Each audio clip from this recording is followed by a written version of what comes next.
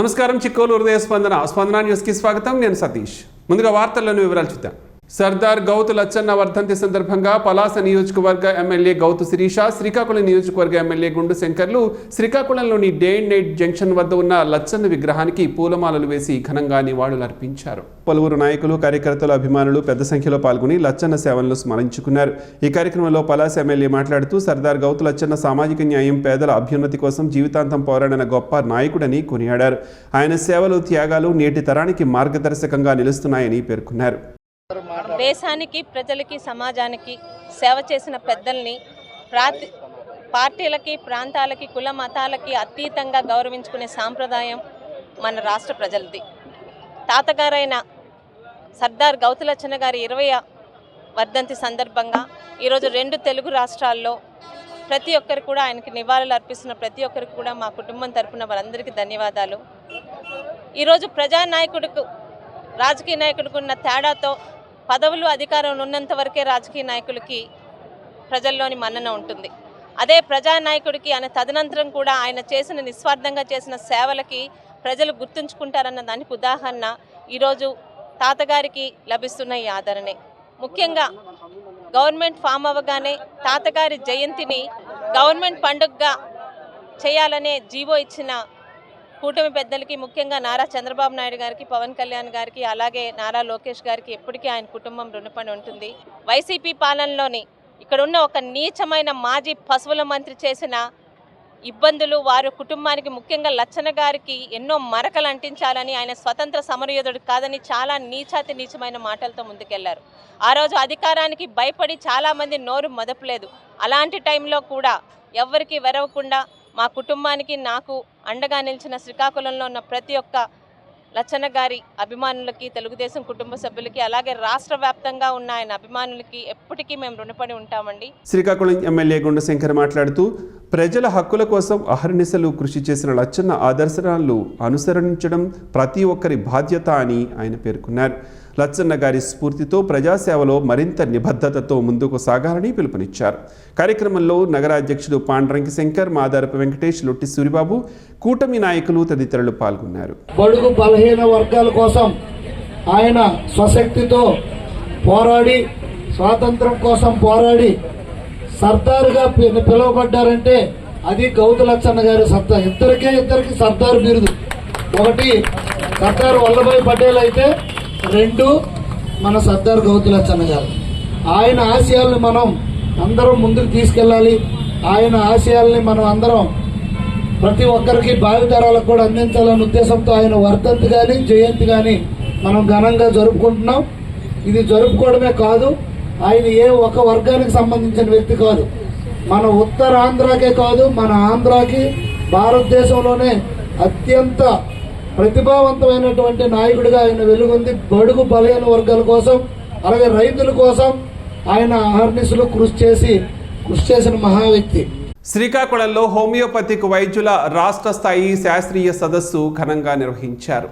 Indian institute of homeopathic physicians Andhra Pradesh Srikakulam శాఖ ఆధ్వర్యంలో నగరంలోని ఓ ప్రైవేట్ హోటల్లో ఒకరోజు స్టేట్ సైంటిఫిక్ సెమినార్ నిర్వహించారు.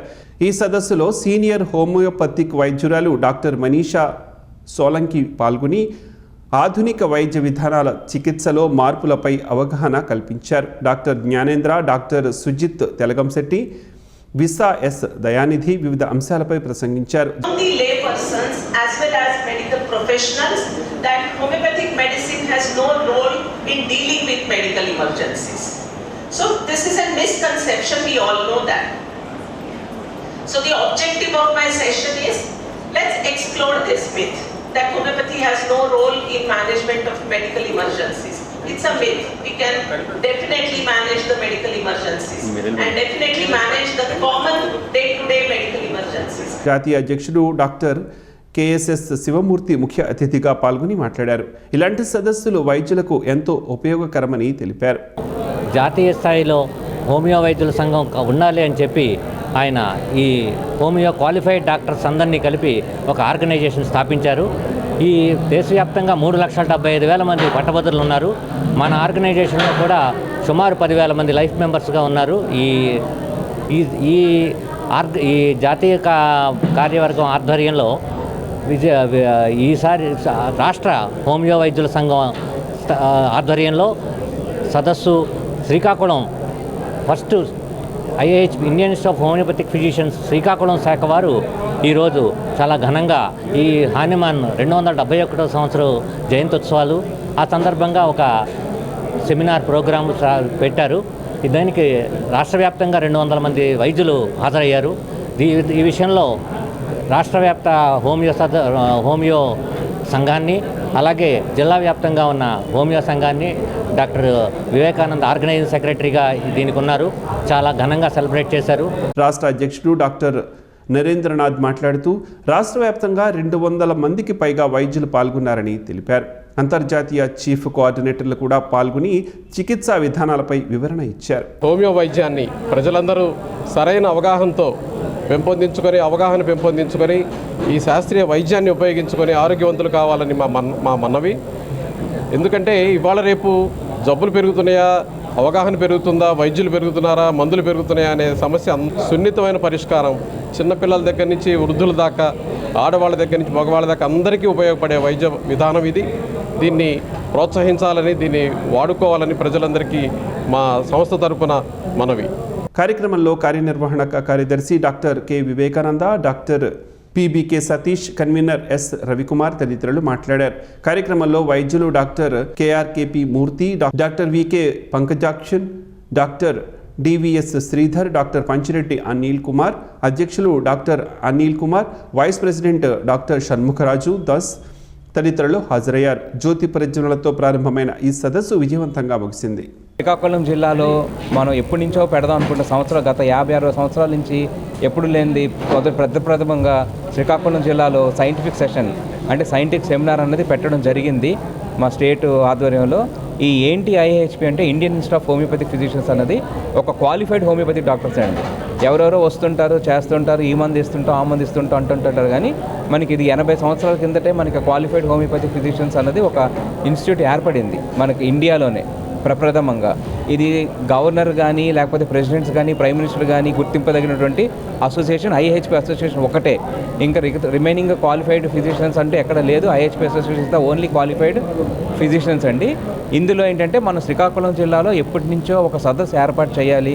మారుమూల గ్రామాల్లో రకరకాల పలు వైద్య విధానాలు ఉన్నాయి, కానీ వివిధ రోగాలు ప్రబలిస్తున్నాయి. దాన్ని అన్నింటికి కూడా శ్రీకాకుళం ఒక యూనిట్గా చేసుకొని ఇక్కడ ఒక మంచి వైద్య విధానం, హోమియోపతి వైద్య విధానం అందించాల ఉద్దేశంతో ఫ్రీ మెడికల్ క్యాంప్స్. అదేవిధంగా ఈ సదస్సులో మన ముందు సార్స్ చెప్పినట్టు సబ్జెక్టు సంబంధించి నేషనల్ నుంచి మనీషా సోలంకి గారు, అలాగే సుజిత్ తెలగంశెట్టి, అలాగే డాక్టర్ జ్ఞానానంద, అలాగే డాక్టర్ దయానిధి వీళ్ళందరూ స్పీకర్స్గా ఉన్నారు. వీళ్ళందరూ కలిసి మా ఈ సదస్సుని జయప్రదంగా దిగ్విజయంగా ముందుకు వెళ్ళడానికి మాకందరూ సహకరించారు.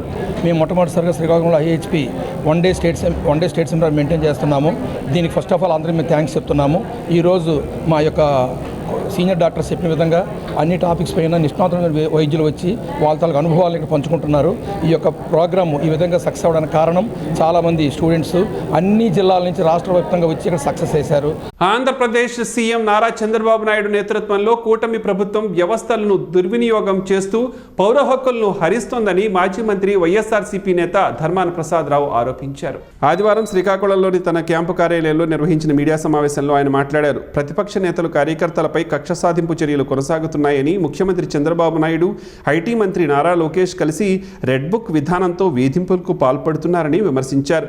వైఎస్ఆర్సీపీ మీడియా విభాగం జనరల్ సెక్రటరీ పూడి శ్రీహరి అరెస్టును అప్రజాస్వామిక చర్యగా అభివర్ణించారు. పూడి శ్రీహరికి నోటీసులు ఇవ్వకుండా, వారెంట్ లేకుండా పోలీసులు వ్యవహరించిన తీరు ప్రజాస్వామ్యానికి విరుద్ధమని ఆయన పేర్కొన్నారు. న్యాయ వ్యవస్థను గౌరవిస్తూ చట్టపరంగా వ్యవహరించాలని ప్రభుత్వానికి సూచించారు.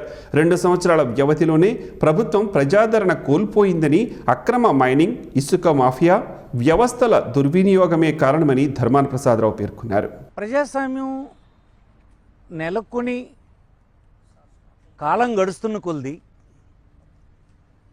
మరింత ప్రజలకు రకరకాల హక్కులు, స్వేచ్ఛ, భావ ప్రకటన స్వేచ్ఛ, ఇతరత్ర హక్కులు లభించి హాయిగా జీవించేటువంటి వాతావరణం, నిర్భయంగా జీవించే వాతావరణం, తన ఆవేదనని చెప్పుకునేటువంటి వాతావరణం, తను చూసినటువంటి విషయాలు 10 మందికి తెలియజేసేటువంటి స్వేచ్ఛ, ఇవన్నీ మరిన్ని లభిస్తుంటాయి. ఆ రాజ్యాల్లో ఉన్నటువంటి ప్రభుత్వాలకు కూడా అలాంటి చట్టాలని తీసుకొస్తుంటాయి, దాన్ని ప్రజలు హర్షిస్తుంటారు. ఆ విధంగా ప్రజాస్వామ్యంలో వ్యవస్థలన్నీ ముందుకు నడుస్తుంటాయి. అభివృద్ధి చెందినటువంటి మెచ్యూర్ డెమోక్రసీ కలిగినటువంటి దేశాల్లో, రాజ్యాల్లో. నేను చెప్పొచ్చేది ఏంటంటే 80 సంవత్సరాల తర్వాత మన రాష్ట్రంలో వెనక్కి వెళ్తున్నామని అనిపిస్తుంది. పౌరుల హక్కుల్ని హరించేటువంటి కార్యక్రమం, ప్రజాస్వామ్యంలో ప్రతిపక్షం పనిచేయకూడదు అనేటువంటి వాతావరణం, ప్రజలకు ఏమీ తెలియనివ్వకూడదు అన్నటువంటి పాలకులు, భయభ్రాంతులను చేసి ప్రభుత్వంలో ఉండేటువంటి వ్యవస్థల్ని అధికారంలో ఉన్నటువంటి వారి చేతుల్లోకి లాక్కోవటం, ఆ వ్యవస్థల్ని ఇండిపెండెంట్గా పనిచేయనివ్వకపోవటం, ఇదంతా ప్రజాస్వామ్యంలో తిరోగమనమైనటువంటి చర్య. మన రాష్ట్రంలో నేడు ఇదే నాకు కనిపిస్తుంది. అలాంటి ఒక 40 సంవత్సరాల ప్రజా జీవితంలో ఉన్నటువంటి వాడిని ఒక రకమైనటువంటి పబ్లిక్ సర్వెంట్గానో, కాకపోతే ఒక సోషల్ వర్కర్గానో, ఒక రాజకీయ పార్టీ కార్యకర్తగానో పనిచేసిన సందర్భాల్లో డిటీరియేట్ అయిపోతున్నది అన్నది నాకు కనిపిస్తుంది. అరసవల్లి ప్రత్యక్ష దైవం శ్రీ సూర్యనారాయణ స్వామి వారిని దర్శించుకునేందుకు దూరభారాల నుంచి భక్తులు ఈరోజు తరలివచ్చారు. దూరభారాల నుంచి విచ్చేసిన భక్తులు స్థానిక భక్తుల దర్శనార్థం ఆలయ అధికారులు క్యూలైన్లు ఏర్పాటు చేయగా క్యూలైన్ల గుండా భక్తులు స్వామివారిని దర్శించుకున్నారు. భక్తులు ముందుగా ఇంద్రపుష్కరణి ప్రాంతంలో ఏర్పాటు చేసిన గదుల్లో స్నానమాచరించి స్వామివారికి మొక్కులు చెల్లించుకున్న అనంతరం స్వామివారిని దర్శించుకుని తీర్థప్రసాదాలను స్వీకరించారు. అలాగే ఆలయ అనుమతి మండపంలో సామూహిక సూర్య నమస్కారాల కార్యక్రమాన్ని అర్చకులు నిర్వహించారు. ఆలయ ప్రాంగణంలో దర్శనం అనంతరం తిరిగి వెళ్లే భక్తులకు ఆలయ అధికారులు ఉచితంగా ప్రసాదాన్ని అందజేస్తున్నారు. అక్కడ క్యూలైన్లు ఏర్పాటు లేకపోవడంతో పెద్ద ఎత్తున ప్రసాదాలు భక్తులు ఎగబడడంతో గందరగోళంగా పరిస్థితి మారింది. ప్రసాదాలు ఇచ్చే దగ్గర క్యూలైన్లు ఉంటే బాగుండు అని భక్తులు అంటున్నారు.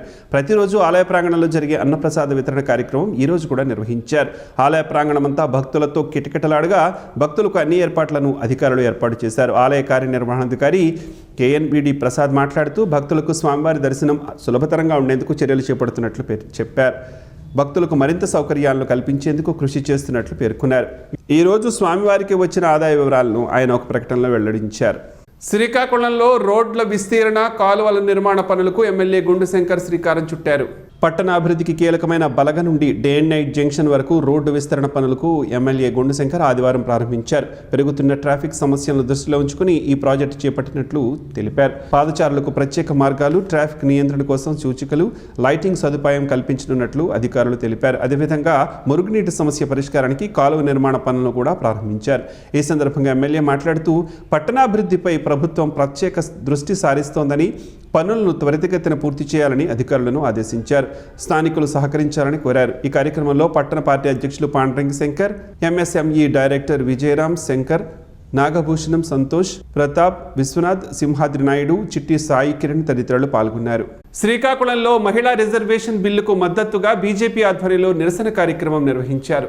శ్రీకాకుళం 7 రోడ్ల కూడలి వద్ద బీజేపీ యువ మోర్చా, మహిళా మోర్చా ఆధ్వర్యంలో నిరసన చేపట్టారు. మహిళా రిజర్వేషన్ బిల్లును అడ్డుకున్న ఇండియా కూటమిని వ్యతిరేకిస్తూ కార్యకర్తలు దిష్టిబొమ్మను దగ్ధం చేశారు. ఈ సందర్భంగా జిల్లా అధ్యక్షులు సిరిపురం తేజేశ్వరరావు మాట్లాడుతూ ప్రధాని నరేంద్ర మోడీ మహిళా సాధికారికత కోసం తీసుకువచ్చిన బిల్లును అడ్డుకోవడం దురదృష్టకరమని విమర్శించారు. మహిళా మోర్చా జిల్లా అధ్యక్షురాలు డాక్టర్ పైడి సింధూర మాట్లాడుతూ దశాబ్దాల మహిళల కలను ప్రతిపక్షం అడ్డుకోవటం బాధాకరమని, ఇండియా కూటమి పతనం ఖాయమని అన్నారు. ఈ కార్యక్రమంలో రాష్ట్ర ఉపాధ్యక్షులు పైడి వేణుగోపాలం, రాష్ట్ర కార్యవర్గ సభ్యులు అట్టాడ రవిబాబ్జీ, పూర్వ జిల్లా అధ్యక్షులు బిర్లంగి ఉమామహేశ్వరరావు తదితరులు పాల్గొన్నారు. శ్రీకాకుళం జిల్లా పరిషత్తులో ఈ నెల 20వ తేదీ సోమవారం ప్రజా ఫిర్యాదుల నమోదు పరిష్కార వేదిక నిర్వహించనున్నారు. సోమవారం జిల్లా పరిషత్తులో ప్రజా ఫిర్యాదుల స్వీకరణ కార్యక్రమం నిర్వహించనున్నట్లు కలెక్టర్ పేర్కొన్నారు. అర్జీదారులు తమ ఫిర్యాదులను నేరుగా meekosam.ap.gov.in అనే వెబ్సైట్లో నమోదు చేసుకోవచ్చని సూచించారు.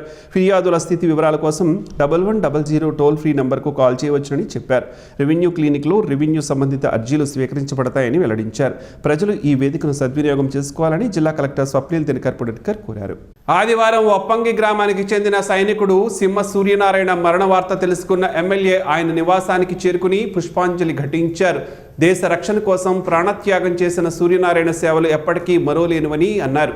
ఆదివారం వప్పంగి గ్రామానికి చెందిన సైనికుడు సింహ సూర్యనారాయణ మరణ వార్త తెలుసుకున్న ఎమ్మెల్యే ఆయన నివాసానికి చేరుకుని పుష్పాంజలి ఘటించారు. దేశ రక్షణ కోసం ప్రాణత్యాగం చేసిన సూర్యనారాయణ సేవలు ఎప్పటికీ మరోలేనివని అన్నారు.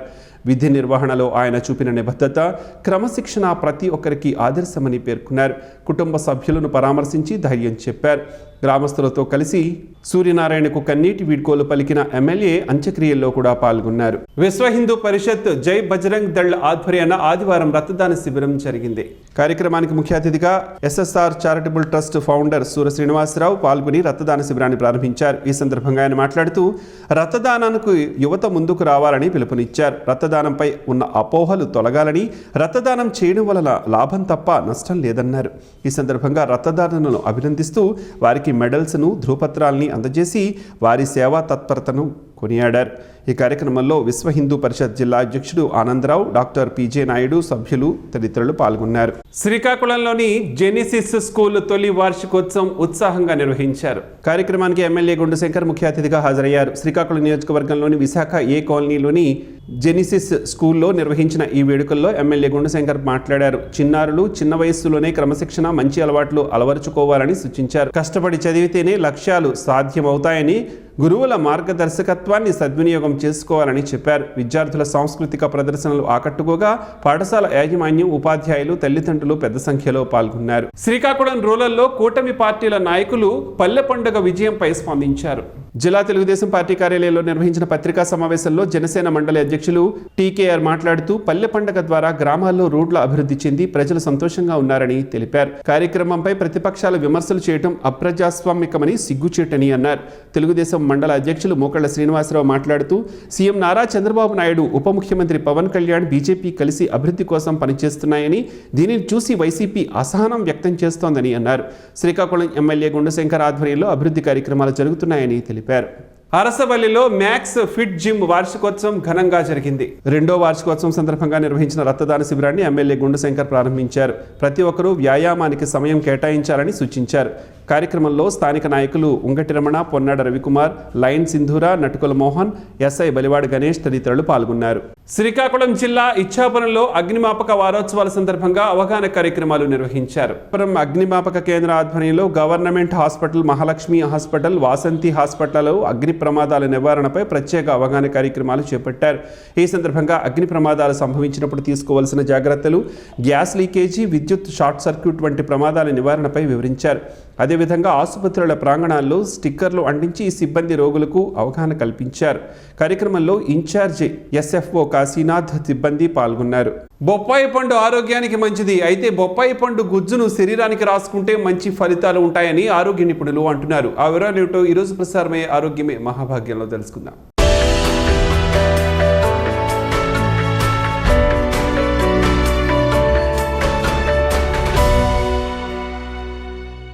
చర్మ సౌందర్యాన్ని కాపాడే బెస్ట్ ఫ్రూట్గా బొప్పాయి పేరుంది. చర్మ సంరక్షణ కోసం పూర్వం నుంచి దీన్ని వాడుతూ ఉంటారు. బాగా పండిన బొప్పాయి పండు గుజ్జును శరీరానికి రాసుకుంటే మంచి ఫలితాలు ఉంటాయి. పై పూతలాగానే కాకుండా బొప్పాయిని ఆహారంలో తీసుకోవడం కూడా చాలా మంచిది. మార్కెట్లో దొరికే రకరకాల స్కిన్ కేర్ ప్రొడక్ట్స్లో బొప్పాయి పండు గుజ్జును కలుపుతూ ఉంటారు.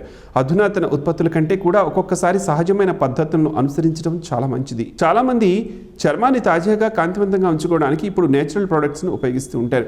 ఇందులో భాగంగానే అనేక రకాల పండ్లను స్కిన్ కేర్ రొటీన్లలో వాడుతుంటారు. అయితే వీటన్నింటిలో బొప్పాయితో ప్రయోజనాలు ఎక్కువ అంటున్నారు నిపుణులు.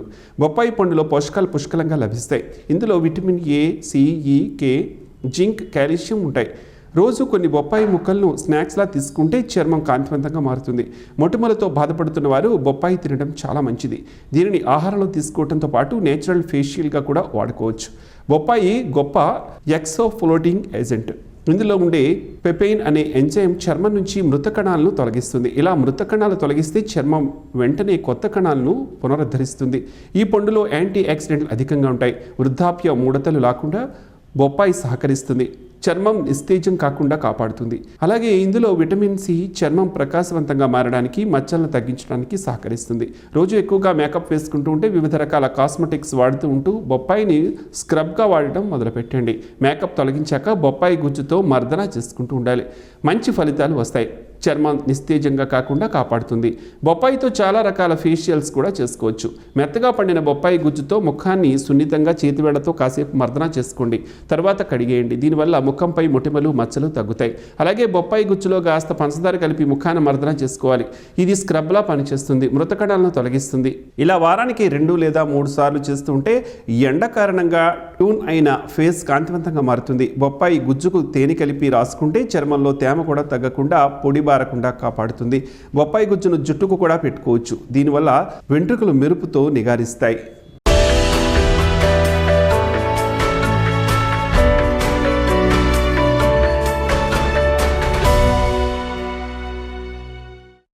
ఈ వార్తల్లో మంచి మాటను విందాం, ఆచరిద్దాం. స్ఫూర్తిని కలిగించే మహనీయుల మాటల్లోంచి ఈరోజు.